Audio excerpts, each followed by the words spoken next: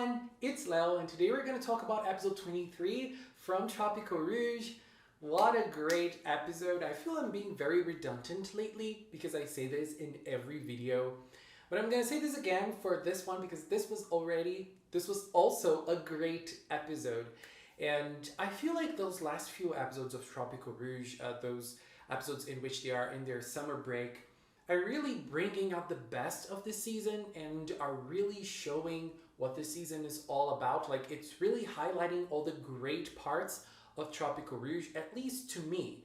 And I feel like this episode was also one of those episodes in which we can see the best parts of the season. And again, it's another episode that showed all of their characters in all of their glory, and this is awesome. I thought that this was going to be a completely different thing, so it's always great to be surprised, and I thought that Laura's wish was going to be something grander.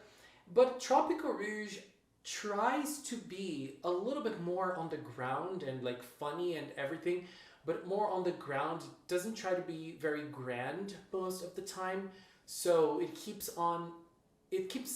kept in brand of what Tropical-Rouge is.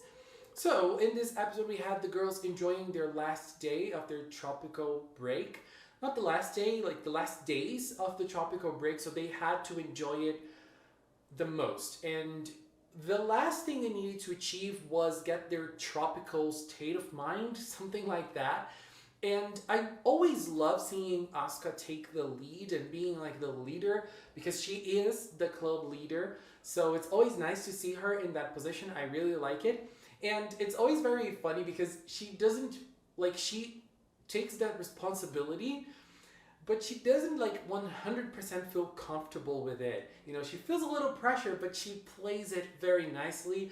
Manatsu is the only one that's always very energetic and like super genki all the time. And I really like that kind of attitude of hers. Laura is the princess, Sango is the cute, and Minori is the poker face one.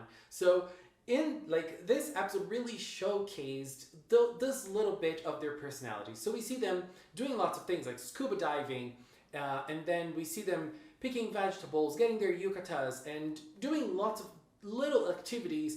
And in those activities, they showcase their personalities a lot.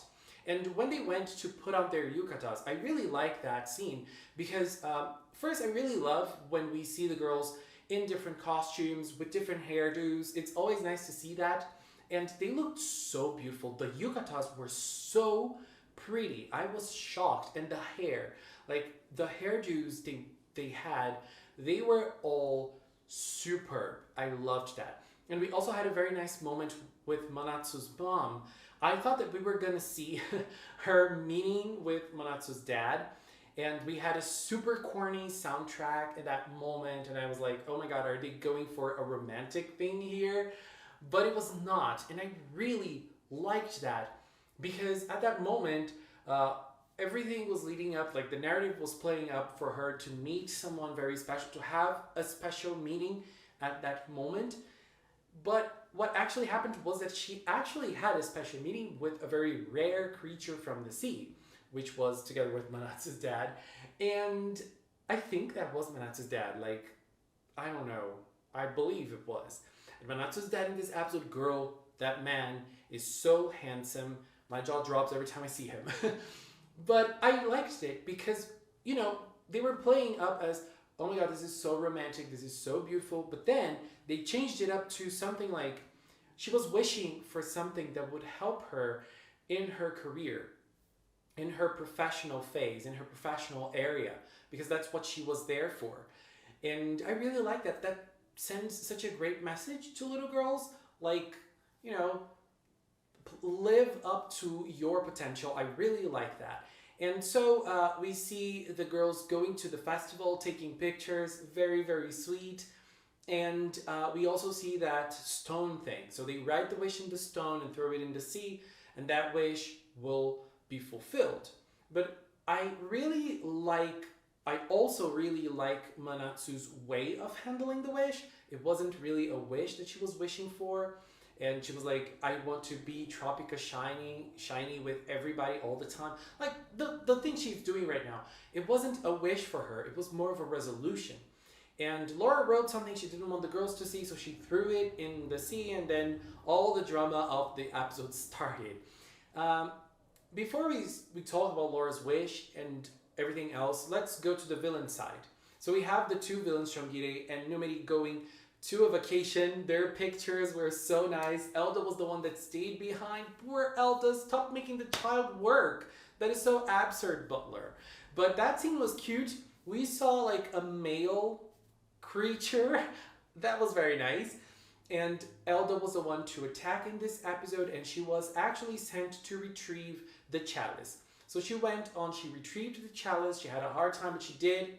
And she was going to come back with it, but then she saw the girls and she saw the stone, and she created the Zetai Araneda, stole someone's motivations. And so the fight started. Elda didn't really play much in the fight, but the monster was Laura's stone, so Laura wanted to hide it. And look, that created such a nice dynamic in the fighting scene. I am always here complaining about the fighting scenes in Tropical-Rouge, but this one was gorgeous. I loved it. It was funny, it was full of action, and we were able to see La Mer kicking some ass because she needed to defeat the monster all by herself. But it didn't work out because the girls actually saw her wish. And look, as I said, I thought that her wish was going to be something big. It was going to play on her character, as in, it was going to be connected to the fact that she is a human now, or at least she has a human form now, or her wish of being the queen. So they didn't really play on those parts. They played on something more specific, which is very on brand for Laura, because Laura wants to be good at everything she does. And it's not only to show off, but it's actually to be like the top at everything she does. She wants to be good at everything. So for her, being a mermaid that can't swim is shameful. So she's like, this is my wish now, girl.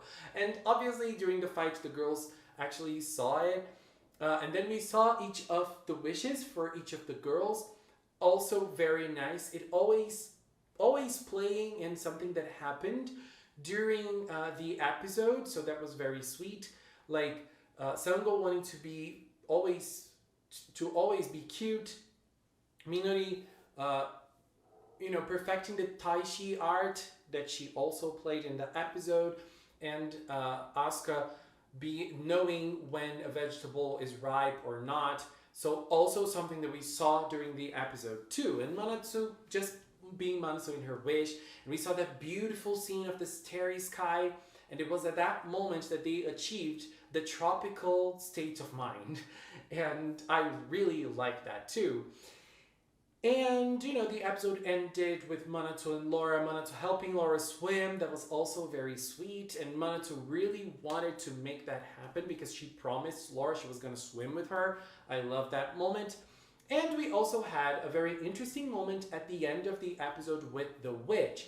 Now she has the chalice and she used all the motivation. She put all the motivation from the chalice in the Fool's Casket. This chalice was very important last episode. We know that the previous mermaid tried to hide the chalice because someone else was trying to gather motivation and open the Fool's Casket and do something with it. We don't know anything about it. We don't know if it's the witch, if it's someone else, like a prior villain before the witch. We have no idea what's going on. But the witch wants more motivation. She needs it for something. And I'm very curious to what this something really is. Because we know nothing about the witch. What we know about her is what we learned when Laura was becoming La Mer. And we know that there is a story with her and mermaids there. We just don't know what that is. So I'm very curious. I really hope Tropical-Rouge plays it soon. I don't think it will, but I hope it does. So next episode is going to be a very interesting one. We're going to have lots of dynamics between Asuka and Yuriko, and I cannot wait to see that. But episode 23, great. One one great episode for Tropical-Rouge. Like, Tropical-Rouge is really killing it. Anyways, this was my view on this episode. Please leave a comment with yours. Let's keep talking in the comment below. And I want to take this time to thank the members of the Magical Cinema channel. If you are a member, thank you so much for all of your support. Thank you so much for staying here with me and supporting me. And if you've watched up to now, thank you so much as well. Thank you so much for watching. Until next time, bye bye.